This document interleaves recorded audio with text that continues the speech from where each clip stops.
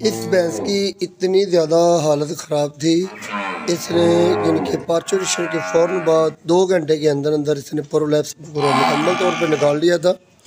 और यानी कि पूरी यूट्रस, और साथ ये सबसे मिसिंग ये हुई कि जो मालिक था भैंस का वो कहीं चारा वगैरह लेने के लिए निकल गया था। और इसकी इतनी हालत ख़राब थी कि हम आपको पूरी प्रोलैप्स की वीडियो नहीं दिखा सकते थे कि ये प्रोलैप्स को कुत्तों ने, डॉग्स ने यानी कि काफ़ी हद तक फाड़ दिया था। और हमने इसको स्टिचिंग वगैरह करके और एंटीसेप्टिक सोल्यूशन वगैरह लगाकर और लिग्नोकिन के इंजेक्शन इनके सुन करके इसका प्रोलैप्स का केस हमने हैंडल किया। और हैंडल करने के बाद हमने ये देखे इसकी वल्वा भी फटी हुई, इसकी वल्वा भी फटी हुई है।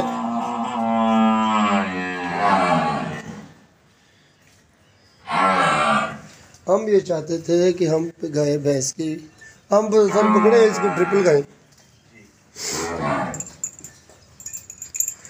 अच्छा इमरान भाई, जो कुत्ते वगैरह ने पीछा पाड़े थे अपना वेली जो बाहर गली गुली जो को आए नहीं, जो पता ही नहीं लगा है जब तो बच्चों नहीं हुई